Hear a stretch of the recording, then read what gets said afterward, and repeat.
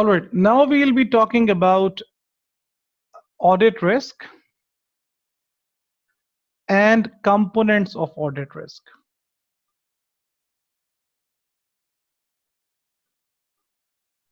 Audit risk and components of audit risk. देखिए audit risk तो कल हमने सिंपली ये पढ़ा है कि risk that the auditor may give the incorrect audit opinion. देखिए सिंपली मैं ये कह सकता हूं कि ऑडिट में रिस्क ये है, यानी ऑडिट रिस्क का मतलब क्या है?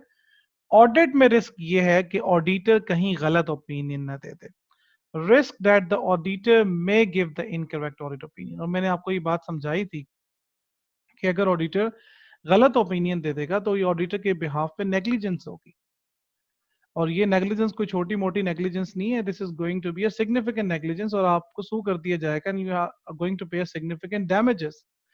डैमेजेस तो पे करेंगे ही करेंगे, आपकी रेपुटेशन भी डैमेज होगी। नेक्स्ट टाइम हो सकता है आपसे कोई ऑडिट कराने के लिए तैयार ना हो, और आपकी क्वालिटी कंट्रोल रेटिंग भी अकॉर्डिंगली अफेक्ट होगी। So auditor can not afford to give the incorrect audit opinion, क्योंकि वो अल्टीमेटली एक डिजास्टर होगा फर्म के लिए भी और ऑडिटर के लिए भी if they are going to give the incorrect audit opinion. अब ये बात याद रखिएगा कि जहां पर भी रिस्क होता है तो रिस्क को रिड्यूस किया जाता है। ऑडिटर ने कोशिश करनी है कि उन्होंने इस रिस्क को रिड्यूस करना है। They have to put their effort कि इस रिस्क को रिड्यूस किया जाए, ऑडिट रिस्क को कम से कम करना है। अच्छा, अब कम से कम करना है तो जरा देखते हैं पहले कि यार ऑडिट रिस्क के कंपोनेंट्स कितने हैं। There are three components, three components of audit risk. पहला कंपोनेंट है इनहेरेंट रिस्क, दूसरा कंपोनेंट है कंट्रोल रिस्क, तीसरा कंपोनेंट है डिटेक्शन रिस्क। ऑडिट रिस्क के तीन कंपोनेंट्स हैं। The first one is inherent risk, the second one is control risk, and the third one is the detection risk. अब inherent risk क्या होता है? risks likely to occur in the client's financial statements due to its nature. वो risk जो कि entity की nature में है, जो कि इनहेरेंट है, risk likely to occur in the client's financial statements. देखिए अगर मैं आपको एग्जांपल दूं, कि यार ये जो कंपनी है, फॉर एग्जांपल ये जिस कंपनी की हम बात कर रहे हैं, इनकी जनाब फूड प्रोडक्ट्स हैं, ठीक है, या ये फार्मास्यूटिकल कंपनी है, फार्मास्यूटिकल कंपनी है, मेडिसिन बनाते हैं। अब हमें पता है कि यार फूड प्रोडक्ट्स भी और फार्मा की जितनी प्रोडक्ट्स हैं ये बड़ी सेंसिटिव प्रोडक्ट्स हैं। फूड प्रोडक्ट्स अगर आप बना रहे हैं तो जरा से भी कोई मटेरियल के अंदर इधर उधर काम हो गया तो सारी प्रोडक्ट आपकी डैमेज हो जानी है। मेडिसिन का तो अगर माइनर सा भी कंपोनेंट इधर से उधर हो गया तो पूरी आपकी लॉट जो है वो खराब हो जाएगी। हमें यह भी पता है कि जो फूड प्रोडक्ट्स हैं और जो फार्मास्यूटिकल है, मेडिसिन हैं, both are subject to the expiry. और ये जो फूड प्रोडक्ट्स हैं, ये फार्मा, ये इनकी इन्वेंट्री है, इनको इन्होंने as a current asset record किया होगा। अब जब मैं ऑडिट करने जा रहा हूं तो हो सकता है मैं कुछ इनकी इन्वेंट्री है, कुछ फूड प्रोडक्ट्स हैं, कुछ फार्मा है जो कि एक्सपायर्ड हो और स्टिल इनकी जो है वो इन्वेंट्री का पार्ट हो, जबकि उसको राइट ऑफ होना चाहिए। अब क्या ये रिस्क जो है वो फर्नीचर बनाने वाली कंपनी का भी होगा, एक्सपायरी का? फर्नीचर बनाने वाली कंपनी का एक्सपायरी का रिस्क नहीं होगा, फर्नीचर एक्सपायर नहीं होता। हाँ, फर्नीचर से रिलेटेड और रिस्क हो सकते हैं, जिस तरह फॉर एग्जांपल कोई डिजाइन उनका पुराना हो गया, नया डिजाइन मार्केट में आ गया तो पुराने डिजाइन की वैल्यू कम हो जाती है, वो एक अलग चीज है। लेकिन फूड प्रोडक्ट्स और फार्मा का जो रिस्क है वो एक्सपायरी का, वो फर्नीचर कंपनी का नहीं है। गाड़ियां एक्सपायर नहीं होती। हाँ, गाड़ी का जब नया मॉडल आ जाता है तो पिछली गाड़ी की जो प्राइस है वो कम हो जाती है, ठीक है। हाँ, समटाइम्स बढ़ भी जाती है, जिसका मिसाल के तौर पर नया मॉडल आ गया, नया मॉडल अगर नई लोगों को पसंद आया तो पुराने मॉडल की डिमांड बढ़ जाती है, ऐसे भी होता है कभी कभी, लेकिन जनरली हम बात कर रहे हैं। So inherent risk क्या है? Risk likely to occur in the client's financial statement due to its nature. अब ये एक्सपायरी का रिस्क है, अकॉर्डिंगली रिस्क ये हो सकता है कि कुछ ऐसी इनकी इन्वेंट्री हो जो कि एक्सपायर्ड हो लेकिन अभी तक इन्होंने उसको राइट ऑफ ना किया हो। इसी तरीके से जिस तरह मैंने एग्जांपल दी थी आपको वारंटी की, अगर एक कंपनी वारंटी ऑफर करती है तो प्रोविजन का रिस्क वहां पे होगा। ये उस कंपनी का रिस्क नहीं होगा जो कि वारंटी नहीं देती, जो वारंटी ऑफर ही नहीं करती, उनका वारंटी प्रोविजन का रिस्क एटलीस्ट नहीं है। सो इसका मतलब है कि हर कंपनी की नेचर के अकॉर्डिंगली फाइनेंशियल स्टेटमेंट में डिफरेंट रिस्क आने वाले हैं। जिस तरह मैंने आपको एग्जांपल दी थी कंस्ट्रक्शन कंपनी की, अगर आप एक कंस्ट्रक्शन कंपनी की एग्जांपल ले लें, ये आपकी पहली एग्जांपल, ये आपकी दूसरी एग्जांपल और ये आपकी थर्ड एग्जांपल, वो जो कंस्ट्रक्शन कंपनी की मैंने आपको एग्जांपल दी है कि उनका रेवेन्यू रिकग्निशन का रिस्क है, उनका रेवेन्यू रिकग्निशन का रिस्क है। अब ये उस कंपनी का नहीं है जो कि डेली बेसिस पे कैश पे सेल कर रहे हैं, ठीक है, क्योंकि उनको तो जिस तरह उनकी सेल होती जाएगी उनका सिंपली प्रिंसिपल अप्लाई होगा, क्रूअल कॉन्सेप्ट का सिंपली प्रिंसिपल अप्लाई होगा, कट ऑफ का कि जिस पीरियड में उनकी सेल है उस पीरियड में रिकॉर्ड कर लें। कंस्ट्रक्शन कंपनी का रेवेन्यू रिकग्निशन का रिस्क है क्योंकि कंस्ट्रक्शन कंपनी के पास लॉन्ग टर्म कॉन्ट्रैक्ट्स होते हैं और आपने रेवेन्यू रिकॉर्ड करना होता है based on the stage of completion. So अगर आप ये देखें कि ये जो रिस्क हैं जिनकी हमने बात की है, चाहे वो एक्सपायरी का रिस्क है या वो प्रोविजन का रिस्क है या वो रेवेन्यू रिकग्निशन का रिस्क है, ये एंटिटी की अपनी नेचर की वजह से है। सो ये इनहेरेंट रिस्क है, risk likely to occur in the client's financial statement due to its nature. अब हम बात करते हैं जनाब किस चीज की, now will be talking about the control risk. Control risk की बात करते हैं। कंट्रोल रिस्क क्या होता है? Entity's internal control system may not detect and prevent material misstatements.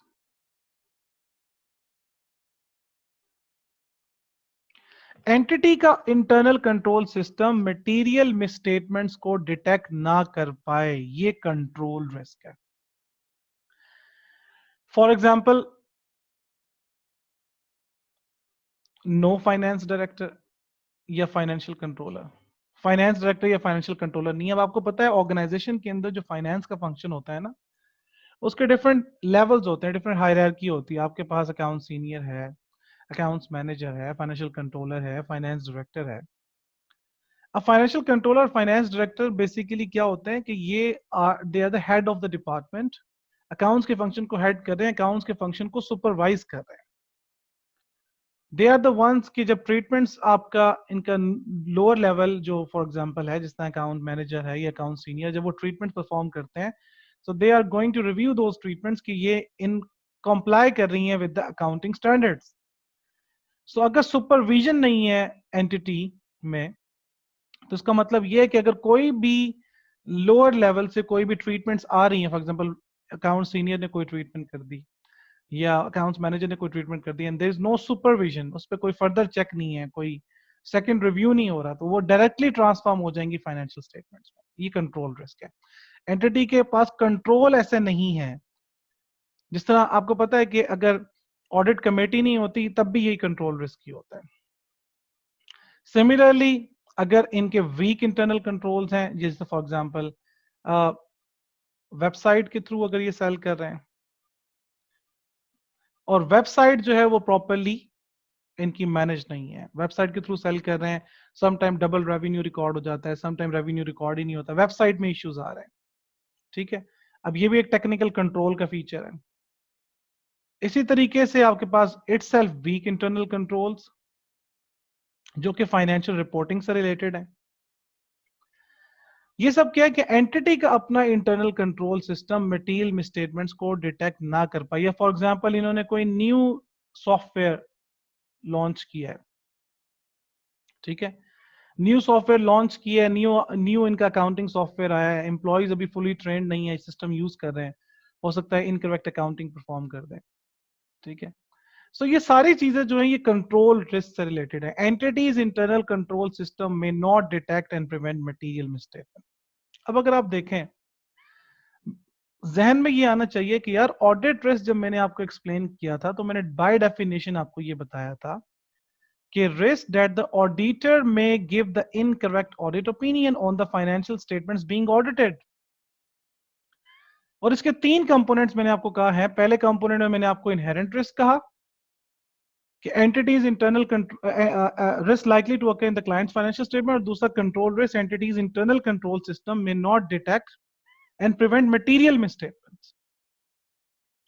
अब पहला रिस्क भी एंटिटी की नेचर की वजह से है, दूसरा रिस्क एंटिटी की सिस्टम की वजह से, तो इसमें ऑडिटर का कहां पे भाई लेना देना है। तो तीसरे रिस्क में ऑडिटर की तरफ हम आएंगे। तीसरा रिस्क क्या है? तीसरा रिस्क है detection risk, that the auditors procedures may not detect material misstatement। Auditor के प्रोसीजर मटेरियल मिसस्टेटमेंट्स को डिटेक्ट ना कर पाए। For example, junior staff use कर रहे हैं, अनट्रेंड स्टाफ यूज कर रहे हैं, ठीक है, लेस टाइम स्पेंड कर रहे हैं ऑडिट क्लाइंट पे, सैंपल मेथड्स इनका ठीक नहीं है, मटेरियलिटी लेवल सही चूज नहीं किया, अंडरस्टैंडिंग इन्होंने अप्रोप्रिएट नहीं ली क्लाइंट की। इसकी वजह से हो सकता है कि इन सारे फैक्टर्स एटसेट्रा, इन सारे फैक्टर्स की वजह से हो सकता है कि ऑडिटर मटेरियल में स्टेटमेंट्स को डिटेक्ट ना कर पाए। तो अभी ऑडिट रिस्क कैसे बना? ऑडिट रिस्क ये इस तरह बना, देखें इसको मैं आपको यहां पे सिंप्लीफाई कर देता हूं बिल्कुल। इनहेरेंट रिस्क का मतलब ये है कि एंटिटी की नेचर में रिस्क का होना। Risk likely to occur in the client's financial statement due to its nature, entity की नेचर की वजह से वो रिस्क फाइनेंशियल स्टेटमेंट में ट्रांसफॉर्म हो रहे हैं। अब ये रिस्क तो तभी खत्म हो सकते हैं जब एंटिटी अपनी नेचर चेंज कर ले, और ये पॉसिबल नहीं है। इसका मतलब है कि रिस्क तो रहेंगे फाइनेंशियल स्टेटमेंट, ये फैक्ट तो रहेगा कि फाइनेंशियल स्टेटमेंट में मटेरियल मिसस्टेटमेंट हो सकती है।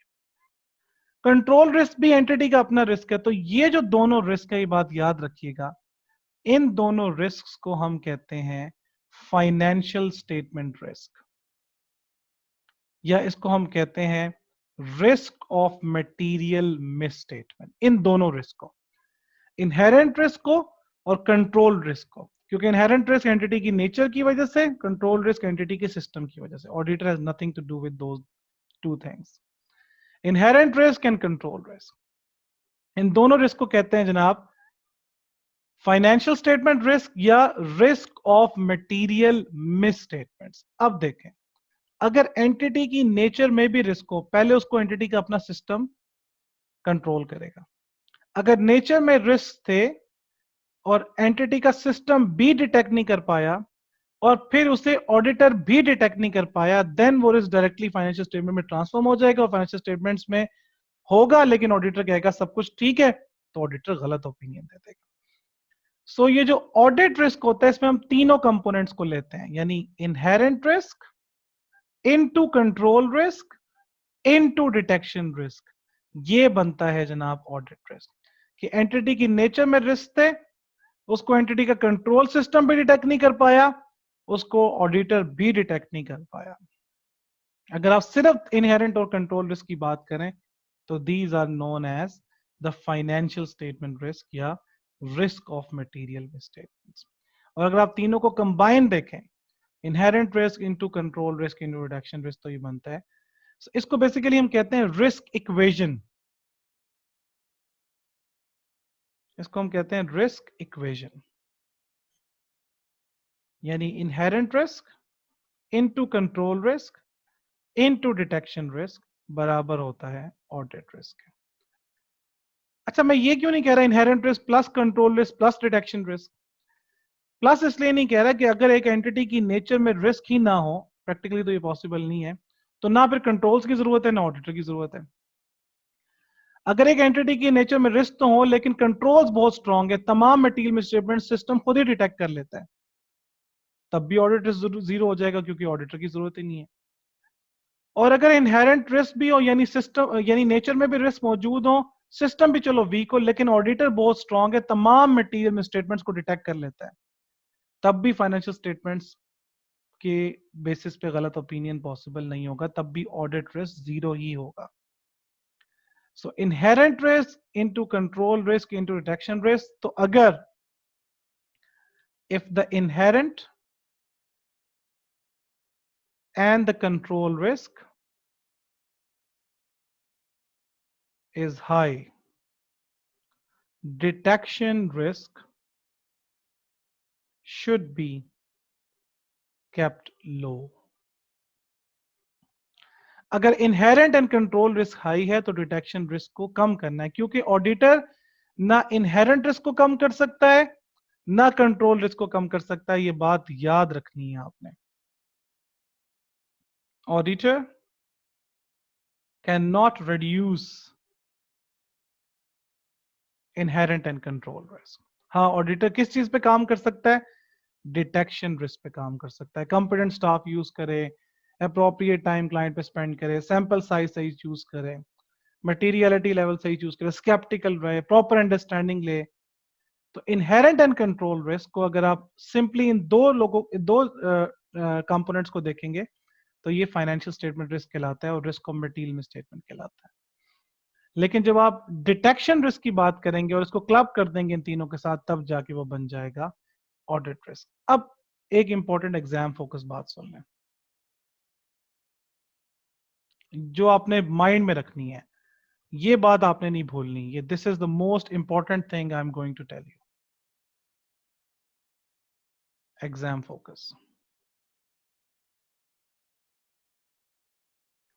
एग्जाम फोकस बात क्या है? In the exam question when you are asked to describe the audit risk, there is no need to relate with inherent risk, control risk and detection risk। ये अक्सर students की misconception है, बहुत सारे tutors भी गलत पढ़ाते हैं कि लोगों को बता रहे होते हैं कि यार जब आपके पास ऑडिट रिस्क का क्वेश्चन आएगा तो आपने आइडेंटिफाई करना है कि ये इनहेरेंट रिस्क है, ये कंट्रोल रिस्क है। नहीं, कभी भी ऐसा नहीं होता। एफएड की हिस्ट्री में 2007 से लेकर अब तक सिर्फ एक दफा एक सवाल आया है, वो भी एक पार्ट जिसमें एग्जामिनर ने, और वो भी 2008 समथिंग की बात है, जिसमें एग्जामिनर ने ये कहा था कि आप इनहेरेंट रिस्क आइडेंटिफाई करें, एक स्मॉल सी केस स्टडी दी। अब तक जितने भी सवाल आए हैं 2007 से लेके अब तक, तमाम सवालों के अंदर आपको ऑडिट रिस्क आइडेंटिफाई और एक्सप्लेन करना होता है और आपने उसको रिलेट नहीं करना होता inherent risk and control risk तक। यानी सिंपली आप क्या करते हैं? सिंपली आप पहले केस स्टडी लाइन लिखते हैं, देन आप उसकी रेलिवेंट अकाउंटिंग बता देते हैं, देन आप रिस्क लिख देते हैं और फिर आप जनाब उसका इफेक्ट लिख देते हैं। For example,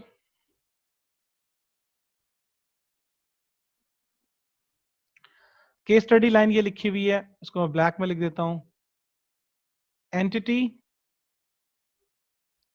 has issued a debenture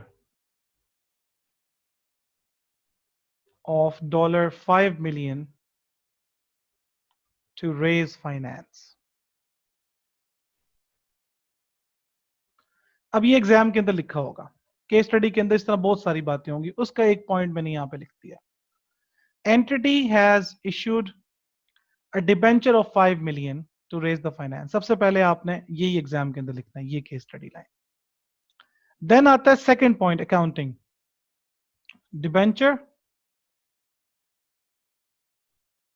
should be recorded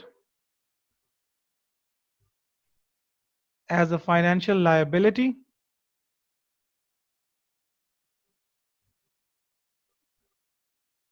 and interest should be treated as finance cost.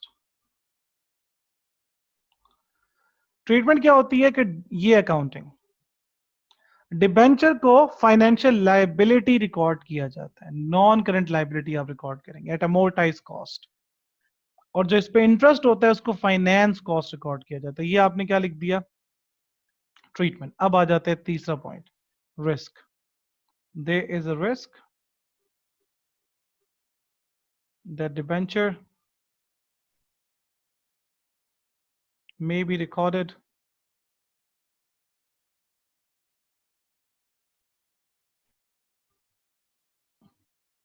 as equity rather a non-current liability। ये भी लिख सकते हैं, या ये भी लिख सकते हैं कि there is a risk that a debenture may be recorded at incorrect amortized cost। या ये भी लिख सकते हैं कि there is a risk that incorrect interest cost may be recorded as finance cost। या जनरली भी लिख सकते हैं कि there is a risk that debenture may be incorrectly treated। ठीक है, सो जिस तरह मर्जी आप लिख लें, there is a risk that debenture may be recorded as equity rather a non-current liability। Effect क्या होगा, resulting in the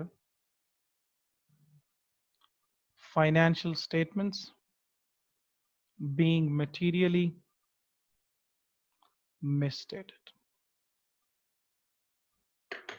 यूं भी लिख सकते हैं जिस तरह मैंने रिस्क लिखा कि there is a risk that debenture may be recorded as equity rather liability, so हम यूं लिख सकते हैं कि resulting in the incorrect accounting treatment या resulting in the liabilities being understated।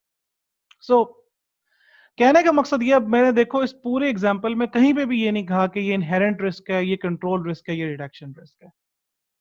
इसी तरीके से जब मैंने आपको एग्जांपल दी वारंटी की, वो लिखा होगा सवाल के अंदर कि कंपनी वारंटी ऑफर करती है।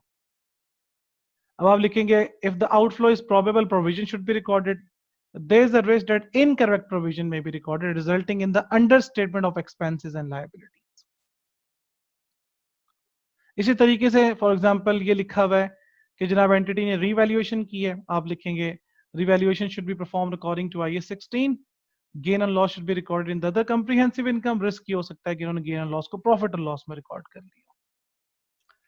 अब इन सारे रिस्क के अंदर कहीं पर भी हम ये नहीं कह रहे कि ये इनहेरेंट रिस्क है, ये कंट्रोल रिस्क है, ये रिडक्शन रिस्क है। आपने एग्जाम में इसको सिंपल रखना है, आपने इसको अपने लिए प्रॉब्लम्स नहीं क्रिएट करनी कि आप इनहेरेंट में चले जाएं, कंट्रोल में चले जाएं। ये सबसे गलत अप्रोच है, एंड एग्जामिनर आंसर्स भी कभी भी इसके अकॉर्डिंगली नहीं होते। All right, now we will be talking about the audit risk and business risk।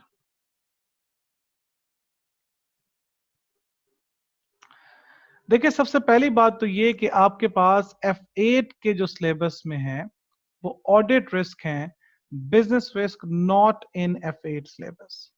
Exam के अंदर हमें बिजनेस रिस्क नहीं निकालने होते। लेकिन अब हम क्यों पढ़ रहे हैं कि what is the difference between audit risk and business risk, ये क्यों पढ़ रहे हैं, क्योंकि अक्सर स्टूडेंट्स एग्जाम में ये गलती करते हैं कि वो ऑडिट रिस्क को बिजनेस रिस्क बना देते हैं। एग्जाम्पल लेते हैं, एग्जाम्पल है जनाब रिसीवेबल्स आर स्ट्रगलिंग टू पे। अगर केस स्टडी में ये लिखा हुआ है कि रिसीवेबल्स आर स्ट्रगलिंग टू पे, अब ये ऑडिट रिस्क कैसे है और ये बिजनेस रिस्क कैसे है। अब स्टूडेंट्स को लिखते हैं इस तरह, this may result in bad dates.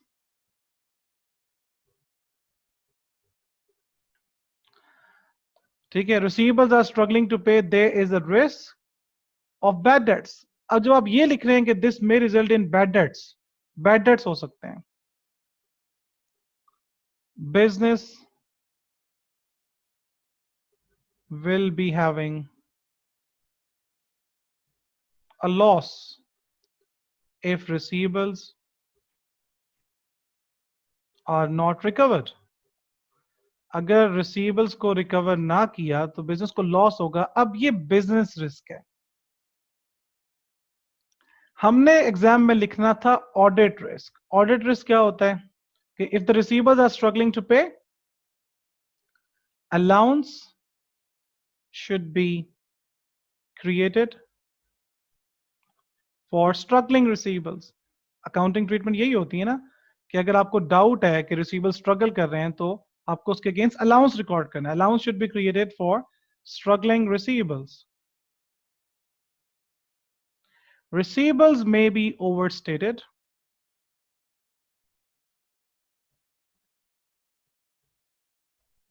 if not provided against.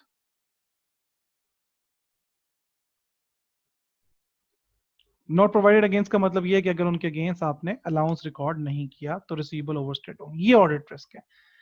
So exam में आपको ये लिखना है, एग्जाम में आपको ये नहीं लिखना। इसी तरीके से मिसाल के तौर पर पेपर में लिखा हुआ है कि यार इनकी इन्वेंट्री जो है वो ऑब्सोलीट हो गई है। अब आप लिखते हैं कि यार इन्वेंट्री ऑब्सोलीट हो गई है तो बिकेगी नहीं और ये बिजनेस को लॉस हुआ है इन्वेंट्री का। ये बिजनेस रिस्क है। ऑडिट रिस्क ये कि inventory should be recorded at lower of cost in RV. अब चूंकि इन्वेंट्री ऑब्सोलीट हो चुकी है उसको राइट ऑफ होना चाहिए। अगर वो स्टिल इन्वेंट्री का पार्ट है तो इन्वेंट्री ओवरस्टेटेड है। ये ऑडिट रिस्क है। So you have to make sure कि आप ऑडिट रिस्क को बिजनेस रिस्क नहीं बना रहे हैं। बिजनेस रिस्क क्या होता है जब आप बिजनेस से रिलेटेड बात करेंगे कि प्रॉफिट नहीं होगा, लॉस होगा, कस्टमर भाग जाएगा, रेपुटेशन खराब होगी, ये सारे के सारे बिजनेस रिस्क हैं। When you are talking about audit risk, simply stick to the financial statement. सिर्फ और सिर्फ फाइनेंशियल स्टेटमेंट्स की बात करें और फर्दर आपको बात करने की जरूरत नहीं है।